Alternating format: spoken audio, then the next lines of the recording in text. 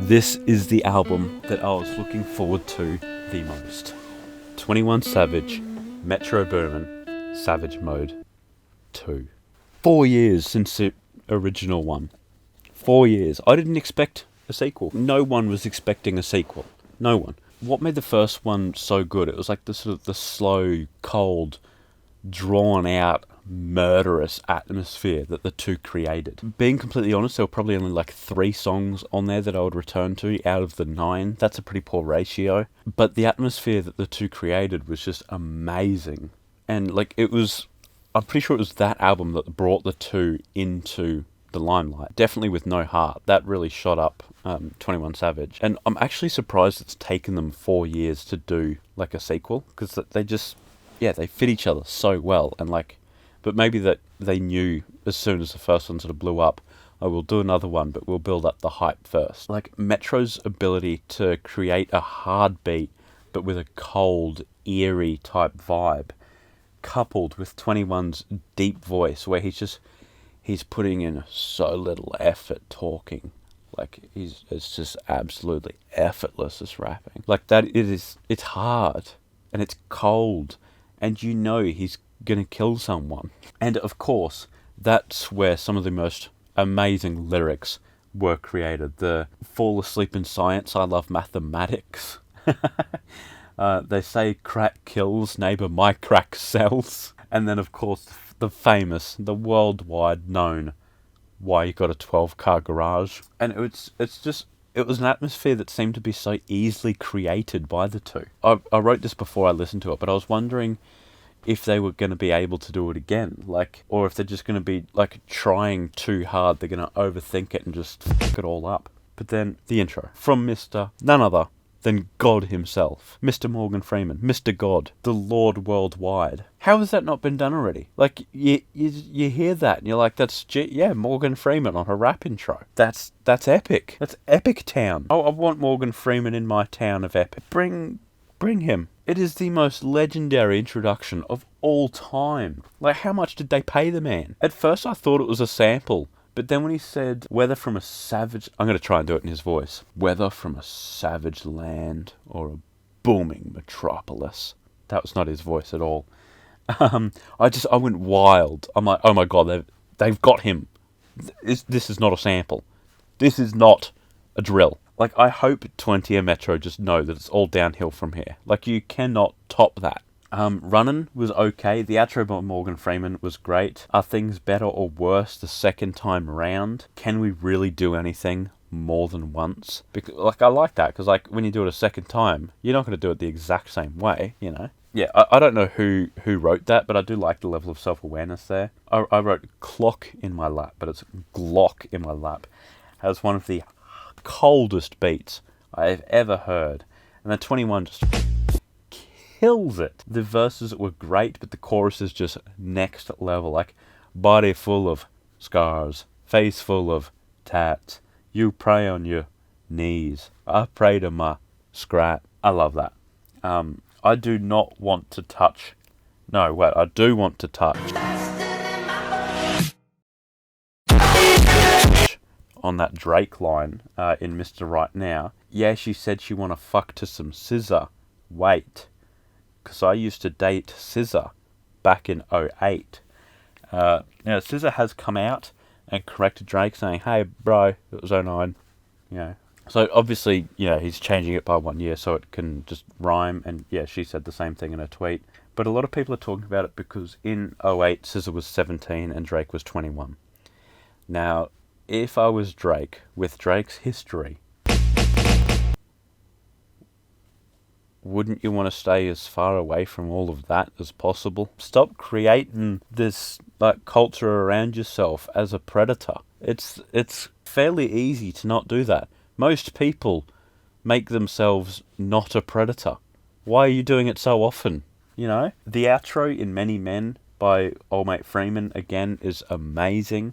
I genuinely really like it. The evil man envies the good in others. What this means is all hatred is really born from hatred of self. So like, they're envious, like, oh, why can't I be so good and pure like that?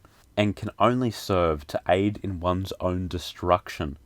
This is the downfall of many men. That is amazing. Now, the highlight of the album. This has got to be the best interlude I've ever heard. Snitches and Rats. Of course, narrated again by Mr. Morgan. He's clearing up the difference between a snitch and a rat. Basically, like, obviously it's written about 6ix9ine, you know. He says a snitch will give over information or compensation, whether it be for monetary gain or otherwise, whereas a rat will give over information, and this is a quote here, hoping to save his own cowardly arse. He then ends it on, the difference is, at least a snitch is human, but a rat is a rat. Period. They got Morgan Freeman to say that. Like, I take back everything bad I said about 2020. This is the best year ever. They got Morgan Freeman to come after 6ix9ine. Like, I can guarantee 6ix9ine never thought that his antics would end up with Morgan Freeman coming after him. I want to know if Morgan knew what he was saying, or he just said what he got told to say. That is easily the best interlude I've ever heard in my life. There's no way that they can make Savage Mode 3 after this. Like, you can't do better than this. This is the peak. Steppin' on Neighbours. I thought that was a pretty nice homage to Eazy-E. Like, it was a very sort of like 80s, 90s boom bap kind of thing. And 21 Savage really made that sound his own. And, like, it blended surprisingly well for, like, you know, materialistic trap over boom bap. Like, it's generations between that. Like, 21... Oh, he was born in 92, so he would have been, yeah, like a literal child. He may have still been living in the UK at that point when, like, all of that sort of boom bap was at its peak. Yeah, 20, 30 years later, you know, he sounds really good over the top of it. I genuinely don't know how he matched it so well, but yeah, that's an amazing track.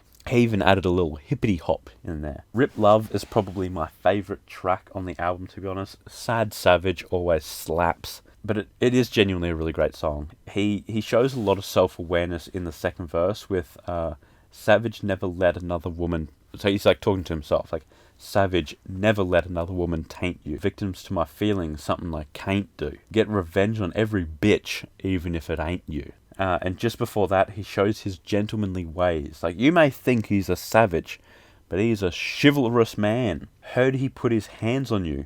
That's what lames do. Got my first taste of love, and I thank you. What a lovely, wholesome man he is. And, like, the guitar at the end of that track, too. That is just brilliant. I love that.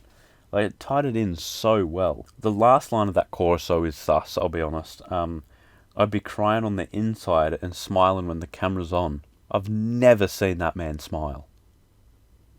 Ever. Like, I think when he did an interview, it might have been with DJ Vlad or something, but they were asking him, like, did he see any of the UK memes? And he sort of went like, yeah, they was funny. Like, that's not a smile. That's the closest I've seen him to smile. Like, a little bit of air coming out and, like, moving the head back. That's the closest to a smile I've seen this man. But coming into this album, the one thing I wanted to hear was the UK thing. You know, like, I wanted to hear him bring it up, whether it be about the memes or just about it in general. And he brought it up in the most gangster way he possibly could have. In My Dog, he says, neighbour, keep talking that UK shit like I don't got AKs. Like, because I was born overseas, his motherfuckers ain't gonna spray. That is hard. In the closing track, though, obviously, Morgan had the outro. You got to tie it off, and I'm so glad that they did. But he ended it with, until next time. Does that mean a Savage Mode 3? Like, surely not. That cannot do this. Like, the progression that each of the artists showed from Savage Mode 1, you know, they've got so much more versatility now. Like, especially with the boom bap track. Surely they can't do that again. Like this album was, like, monstrous bounds and leaps better than the first one. And, like, the first one was good as well. Surely they can't have a good one. Like, this was genuinely a good album. I liked it. And to be honest, I would honestly rather listen to this again than Spillage Village again. Crazy, I know. This album, it does still have its flaws, you know, like repetitive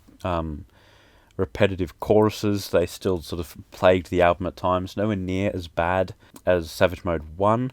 And that one from, when was it? The chorus in Glock on My Lap was amazing. They didn't have any choruses like that in Savage Mode 1. So that's a big improvement, but it did still have some flaws here and there. But I think as far as like hard trap goes, this is peak.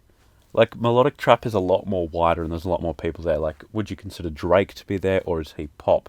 Because personally, for melodic trap, I would put St. John at the top. But for like hard materialistic trap, there's no arguing this album is peak. Unfortunately, the novelty of hearing Morgan Freeman call out 6ix9ine, it does wear off after hearing it for the first time. So like the album does lose a lot of its magic, the more you listen to it, and it does lose a lot of its replayability.